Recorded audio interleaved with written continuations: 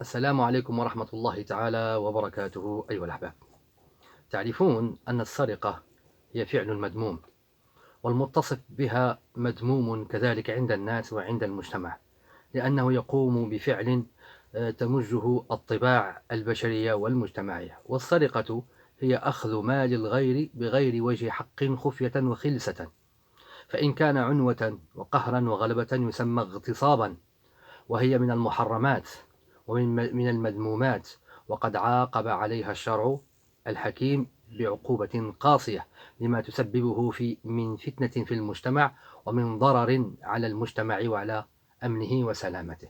طيب، متفقين على هذا المبدأ، ولكن السرقة درجات. فرسول الله صلى الله عليه وسلم في حديث ينبئنا عن أسوأ الناس سرقة، أقبح الناس وشر الناس سرقة. الصحابة لم يعرفوا هذا المتصف بهذا السوء، من أسوأ الناس سرقة، وهم يعرفون حقيقة السرقة: الذي يسرق جيرانه، الذي يسرق مجتمعه، الذي يسرق متاعهم ومالهم وغير ذلك. كل هذا معلوم، ولكن هناك سرقة لا يعرفها كثير من الناس، وكثير من الناس لا يرضى ولا يحب أن تصفه بكلمة السارق، لأنها كلمة مذمومة مستقبحة، ولا يرضى أحد أن تصفه بكلمة السارق. ترى يا ترى، فإن كنا نمارس هذا الفعل في كل وقت، فعلينا أن نتنبه، لأننا نقوم بفعل يعد من أسوأ السرقات. إذا تعالوا بنا نتعرف على هذا النوع السيء من السرقة من خلال هذا الحديث النبوي الخطير، حديث السرقة. قال رسول الله صلى الله عليه وسلم: إن أسوأ الناس سرقة الذي يسرق من صلاته. أسوأ الناس وأقبح الناس وشر الناس الذي يسرق، ولكن يسرق من ماذا؟ من متاع فلان ومن مال فلان أو من عمله أو من كذا؟ لا، ذاك مذموم، ولكن هذا أذم منه وأقبح منه، لأنه يسرق من صلاته، يسرق من الله سبحانه وتعالى، لا يتم ركوعها ولا سجودها. وفي حديث آخر: أسوأ الناس سرقة الذي يسرق من صلاته. قالوا: يا رسول الله، وكيف يسرق الواحد منا من صلاته؟ كيف نسرق من صلاتنا؟ كيف نختلس هذه الصلاة؟ كيف ننتقصها؟ قال: لا يتم ركوعها ولا سجودها، أو قال: لا يقيم صلبه في الركوع والسجود. الذي لا يطمئن في صلاته، الذي ينقر الصلاة نقرا، الذي يصليها وهو كسلان متباطئ، لا يقيم صلبه لا في القيام ولا في الركوع ولا في الرفع من الركوع ولا في السجود ولا في الطمأنينة هي أن يطمئن جسدك وبدنك وجوارحك في كل ركن من أركان الصلاة. عندما تقف واقفا وتكبر تكبيرة الإحرام، عليك أن تعتدل وتعتدل وقفتك، ثم تطمئن في الوقوف، ثم تشرع في الفاتحة والسورة. الكثير من الناس يدخل وهو ما زال يلهث، ويكمل الركعة وهو ما زال يلهث من أثر المشي، فهذا يسرق من كل ركن، يسرق من قراءته، من دعائه، من تكبيره، من تشهده، من تضرعه. يكاد لا رأسه لم يصل إلى الأرض ثم يرفع، يكاد صلبه لم يعني يستقيم في الركوع ثم يرفع. هذا يسرق من طمأنينة الركوع ومن طمأنينة السجود، ويسرق من خشوعه في الصلاة. هذا أسوأ الناس سرقة، لأنه يسرق من عبادة تربطك بالله سبحانه وتعالى. أشياء أخرى في الصلاة نفعلها وهي مستنكرة، أن يكثر الواحد منا من الالتفات في الصلاة، يلتفت يمنة ويسرة فوق وتحت، والالتفات من مكروهات الصلاة، وربما إذا كثر يصير من المبطلات الصلاة.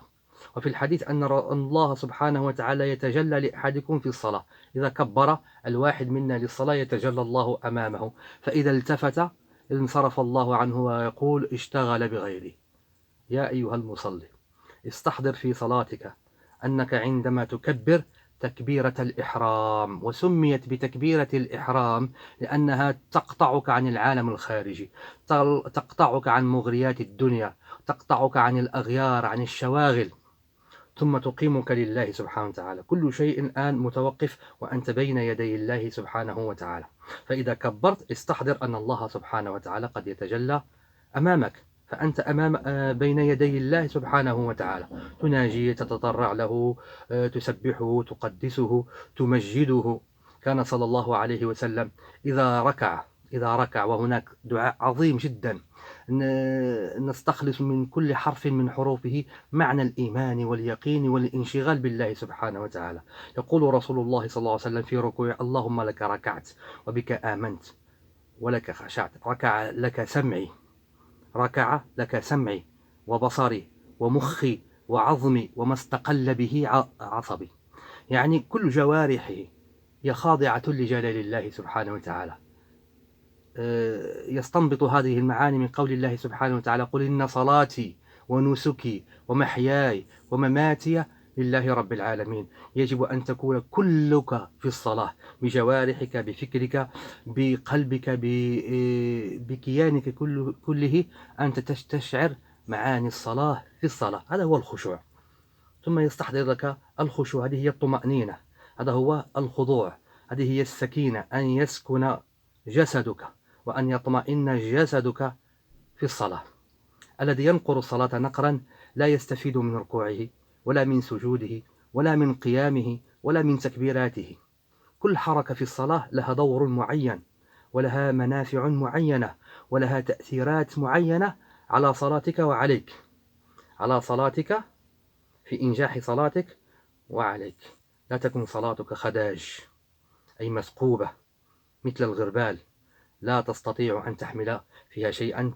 الصلاة تدعو عليك: ضيعتني كما ضيعك الله. الذي ينقر صلاته ويصليها بسرعة خاطفة، الصلاة تقول له بعد ذلك: ضيعتني ضيعك الله، ضيعتني ضيعك الله. والصلاة برهان. برهان ماذا؟